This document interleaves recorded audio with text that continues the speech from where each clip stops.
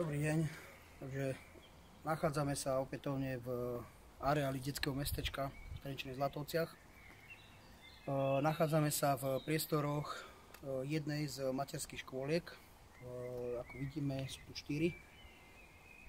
Vidíte, sú pekne pri sebe, jasle, 3 materské škôlky. A s tým, že jedna materská škola je teraz aj v priestoroch základnej školy.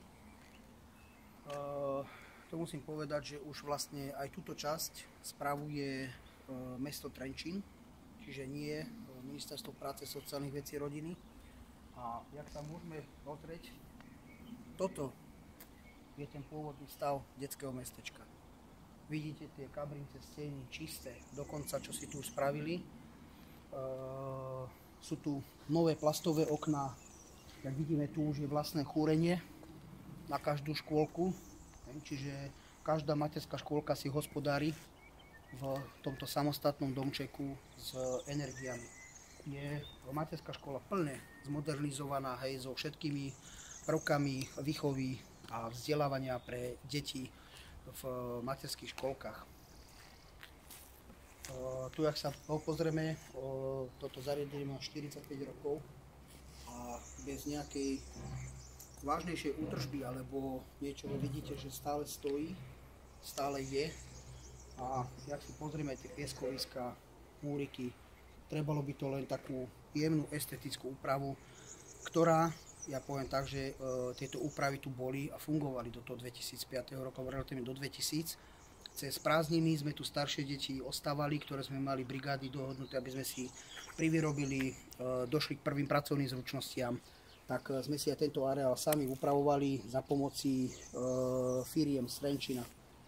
Čiže aj asfalty sa robili, to sme sa tešili, lebo keď sa dával asfalt, tak sme si tam robili otlačky stopánok a potom sa tam hádzali kamienky. A nenormálne sme sa tešili na asfaltérov, lebo vždy to boli plné džbány, kofoly. Hej. My sme pomáhali a oni nám doniesli či jedlo, kofolku a vedeli sme, že keď chceme mať cestu k domu, alebo cestu okolo doma, tak treba aj priložiť ruku k dielu. Mám dom, chodník má 10-15 rokov, vidím, že sú tam prasklinky, no nenechám si to rozbiť.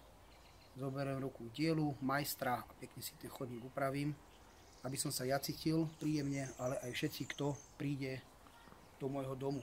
Takže ako vidíme, dá sa pracovať, dá sa zveladiť, dá sa spraviť, keď objekty majú svojho gazdu, ktorý chce pracovať. Takže na týchto materských škôlkach a aj na základnej škole sme videli, že dá sa to spraviť, dá sa to zmodernizovať a taktiež aj fungujú eurofondy, peniaze, prostriedky na to, aby to bolo zmodernizované a slúžilo toto zariadenie naďalej minimálne aspoň ďalších zo 50 zo 60 rokov. Môžeme si prejsť, vidíme aj tuto, tieto preliesky tu neboli. Originálne sú vlastne len tieto dve, to sú úplne od začiatku a materské škôlky si tu vlastne dorobili tieto ďalšie preliesky, jasné, doba ide dopredu, máme nové technológie, nové veci, nové zábavy, tak si tu urobili takýto zábavný svet. Verím, že cez občianske združenie Naša rodina aj v spolupráci s mestom budeme môcť prispieť trošku rukou k tomu, že sa to tu naozaj obnoví a zveladí sa tak, aby to mohlo slúžiť deťom a celému okoliu a nie len, aby to tu chátralo a strácalo svoj význam. Preto to sme vlastne aj začali trošku bojovať s mlynmi a veríme, že sa podarí presadiť tieto veci, aby to bolo v prospech všetkých, celej spoločnosti, aby každý mohol povedať, že toto dielo slúži pre deti. Pre deti, ktoré sa stanú dospelými a ktoré budú pripravené odozdať spoločnosti a štátu to, čo mu štát dal tu. Môžeme si prejsť aj ostatné materské škôlky, tak som hovoril, sú 4 plus 1 jasle.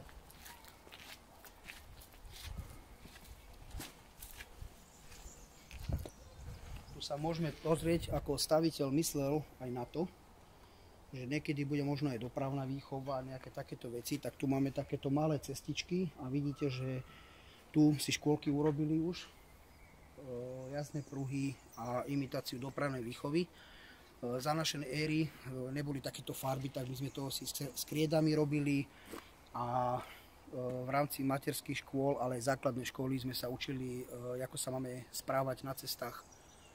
Takže aj na toto tvoriteľ tohto veľdiela myslel.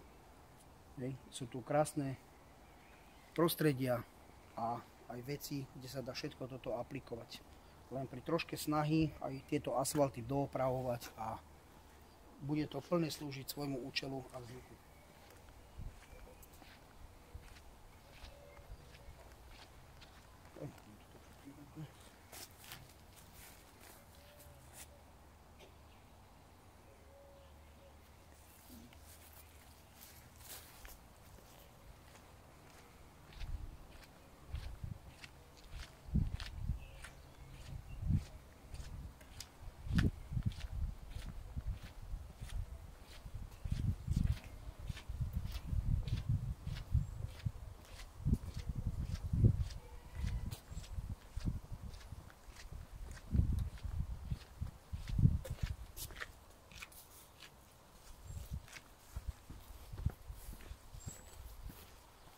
No, tuto prichádzame vlastne do časti detského mestečka, kde sa nachádzali záhradky.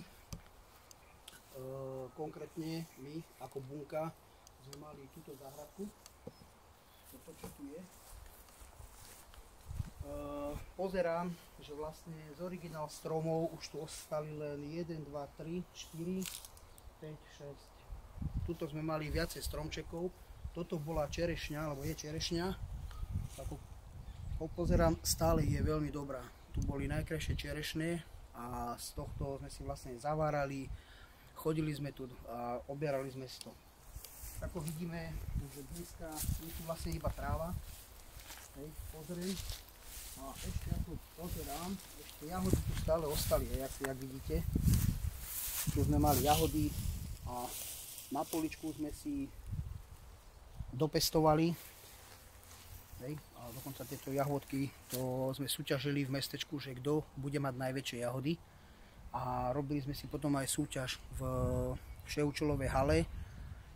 Keď bolo obdobie jahôd, tak sme si robili súťaže, že ktorá z rodinných buniek bude mať krajšiu úrodu. Preto si asi viete predstaviť, že tu bol ten vzťah takej súťaživosti a k tomu, že obrábam si na políčku a potom som šťastný na to, že som si vypestoval a že ja som vyhral cenu, že máme najkrajšie jahody alebo ovocie. Tu napríklad fungovalo aj to, že v týchto záhradkách mali sme komposty, čiže učili sme sa k tomu, že čo si vyprodukujem nejaký ten odpad na tej záhradke, tak nebudem to vynášať niekde do kontajnerov alebo niečo, ale všetko biologické sa dávalo do kompostu. A potom sme mali také malé skleníky, len vidíte, už to je iba zarastené, hej. Tu sme mali tak skleník, hej, tak na to sa to využívalo. Ako vidím, tak, ale to už asi nebude detského mestečka. Tam sa nachádza bytovka zamestnancov bývalých, ktorí si to už odkúpili. A vidíte tie rolička, ktoré sú tam, tak asi tak nejak tu vyzeralo. Celé okolie detského mestečka až po oplotenie. Každá rodinná bunka sme mali svoje vlastné roličko, len s tým, že my sme boli zvlášť jedna a posledná bunka, nakoľko my sme prišli do detského mestečka v 76. roku a veľká súrodenecká skupina. Nebolo by možné nás zaradiť do niektorých už fungujúcich buniek, tak preto sa vytvorila ďalšia rodinná bunka. Tak my sme mali vlastne roličko tu, ostatné bunky to mali pri svojich domčekoch. Keď sa pozrieme, tak tu bolo veľké role, toto celé. Do nejakého 90. roku to role bolo komplet pre celé detské mestečko, kde staršie deti, mal som aj súkmeňovcov, rovesníkov, ktorí študovali na poľnohospodárskej škole, tuto v Zablati.